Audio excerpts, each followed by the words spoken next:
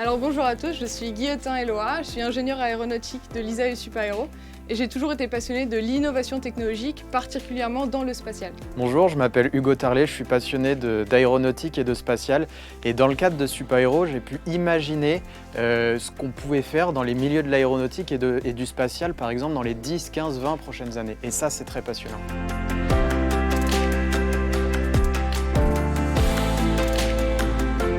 Bonjour, Valentin Chaumel. Je m'intéresse depuis 3 ans au management de l'innovation dans les entreprises et je suis aujourd'hui doctorant à l'école polytechnique sur ce sujet.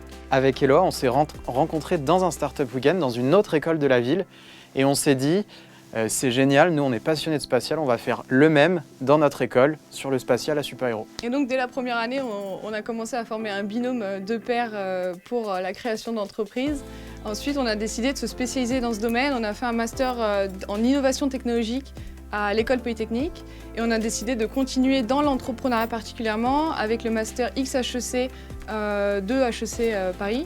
Et avec ça, on a pu partir dans l'université de Berkeley, lancer notre entreprise en plein cœur de la Silicon Valley. Moi, je travaillais dans le domaine de l'aéronautique et puis un jour, on m'a demandé de m'intéresser au domaine du spatial puisqu'il y avait là de s'y passer des choses. J'ai envoyé un soir tard à la fin d'une session de travail un message à Hugo. Quelques jours plus tard, on s'est appelé et c'est comme ça que j'ai pu lui partager les premières brides d'informations que j'avais compris. Puis après, il s'est forgé son opinion par lui-même. Pour la thèse de master, le point de départ, c'est une observation. On a observé que dans le milieu du spatial, il y avait 150 projets dans le monde de petits lanceurs qui étaient en train de se développer. Et pour la majorité de ces projets, c'était des projets entrepreneuriaux. La question qu'on s'est posée, c'est pourquoi il y en a autant ? Qu'est-ce qui va se passer dans les 2, 3, 4, 5 années à venir? On a essayé de structurer la thèse en 3 temps. Le premier temps, c'était d'interroger un maximum de personnes actifs pour comprendre qu'est-ce qui est en train de se passer. La seconde étape, ça a été de quantifier la taille du marché et faire une segmentation sur les petits satellites. La troisième étape, c'était de construire l'équation économique d'un petit lanceur. Est-ce que la taille du marché permet de compenser les coûts de développement et si oui, à partir de quand? Globalement, on a fait ça en 10 mois de travail et c'est ce qui a créé la thèse de fin d'études de l'ISAE Supaéro. Quand, au bout de quelques mois, ils m'ont annoncé qu'ils avaient réussi à discuter avec l'Agence spatiale européenne et qu'ils allaient être invités à la fin de leur travail à présenter leurs résultats au comité, j'étais assez impressionné. C'est nécessaire d'avoir une vision en tant qu'entrepreneur, en tant qu'ingénieur, en tant qu'être humain, de savoir ce qu'on veut atteindre dans la vie et être capable de le mettre en œuvre pour pouvoir y arriver. L'intuition doit être la base de la vision et ensuite c'est une vision qu'on doit partager dans l'équipe, en commun. Il y a un vrai point commun entre les deux, c'est qu'ils osent.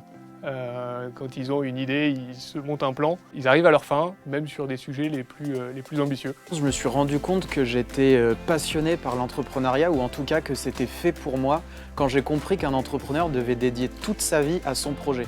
Pour moi, le déclic, il a été à mes 8 ans, je crois, quand j'ai commencé à vouloir vendre des petites truffes en chocolat sur le marché de Noël de mes parents. Et du coup, j'ai commencé à vouloir monter plein de petits projets, un peu à droite à gauche. Progressivement, les projets ont pris de l'ampleur, ont eu un axe ingénieur parce que ça me définit également, donc de plus en plus technique, et qui permettait de toujours avoir ce rapport au client, la construction d'une idée en la matérialisant en un produit, ensuite capable d'aller jusqu'à la commercialisation. C'est Valentin qui nous aide aussi à apporter la petite graine qu'il fallait supplémentaire à tout notre vécu. J'ai noué une amitié avec Hugo et Eloa et couplé à leur envie de faire, c'est vrai que ça a donné une collaboration fructueuse.